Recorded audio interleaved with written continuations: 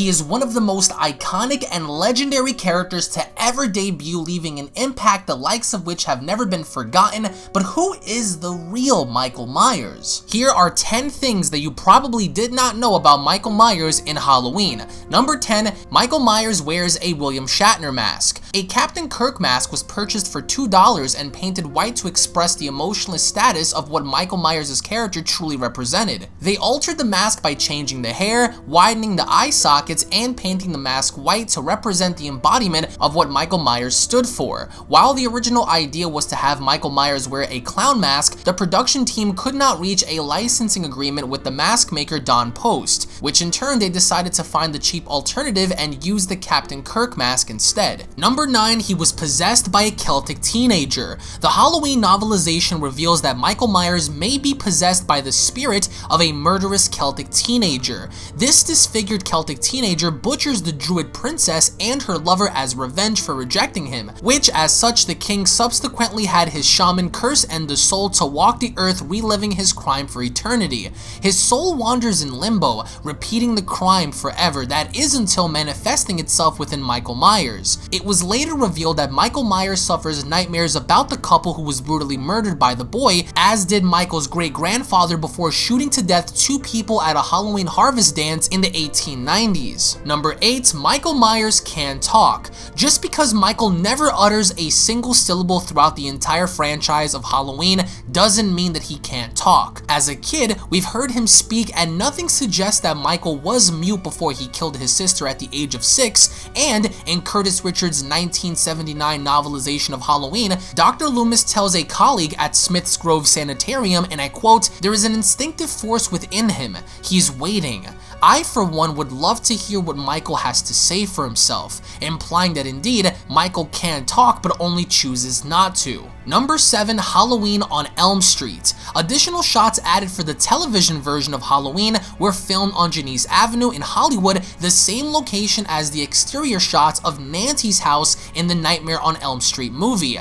The scene involved Linda, who informs Laurie that someone might be following her, implies that indeed it's the exact same location and the exact same house in which Nightmare on Elm Street filmed on. The scenes were shot at 1428 Genesee Avenue in Hollywood, which is the exact location of the setting of Nightmare on Elm Street. Number 6, 6 actors originally played Michael Myers. Although many people assume that Myers was only played by one actor, he in fact was not.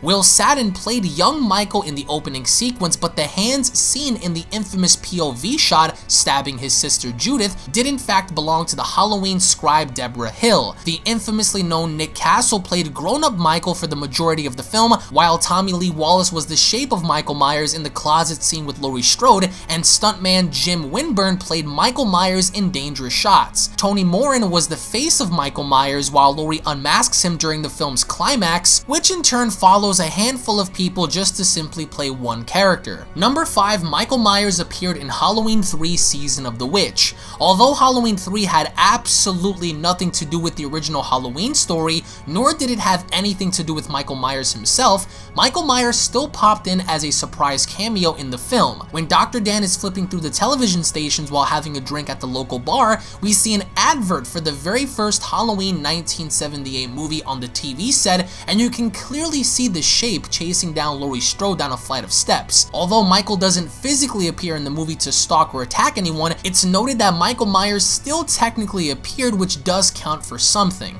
Number 4, Michael Myers and the original shape. Now, many fans within the Halloween franchise do refer to Michael Myers as indeed Michael Myers, but Michael Myers' original name was referred to as the Shape in the original screenplay, and the name behind the Shape was given to Michael Myers whenever he is wearing the mask, in the idea that John Carpenter wanted to create the Shape that was Michael Myers to be a completely unrelatable character to the audience, which Carpenter himself often referred to Michael as the Shape, being that he described Michael as a faceless, soulless being wandering as a dark spirit among the living. Number 3, Michael Myers named after a British distributor. In 1976, John Carpenter released a movie called Assault on Precinct 13, which bombed at the box office completely and being labeled as a mediocre film, and of course, as the future director noted, prior to the movie having to be released, John Carpenter was not inspired by Mike Myers being born in Austin Powers in 1963, but in fact a movie festival having to follow a year later in the UK during the year of 1977. The movie that Carpenter had created impressed the UK viewers so much that one of the main distributors during the time put out a distribution right for John Carpenter, in which, ironically enough, the distributor's name at the time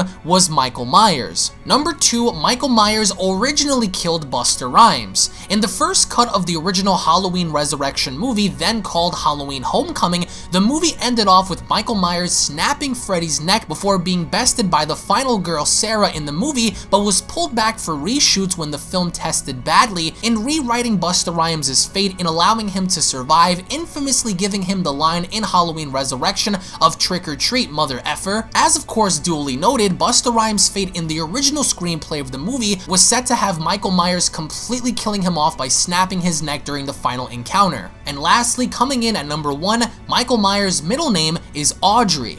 One of the most infamous horror icons in all of cinema history indeed has the name of a girl, Michael Audrey Myers. Myers' full moniker can be seen on the set of the medical files in the 1979 extended version of Halloween that aired on TV. Some contest that the label actually reads Aubrey, which in fact is a boy's name, but nonetheless would not change the fact that his middle name is wimpy considering Michael's physical appearance. But in the end, how do you guys personally feel about Michael Myers? What are some of the most fascinating traits that you guys find about Michael Myers? We would love to hear your thoughts down in the comment section below. Thank you all for watching once more. If you guys are new to this channel, consider punching that subscribe button. If you guys want more of Michael Myers, be sure to check out the explained videos and Halloween playlist down in the description box below. Thank you all once more for watching. Tune back in for the next video, and we'll see you all down in the comment section below. Happy Halloween, everybody!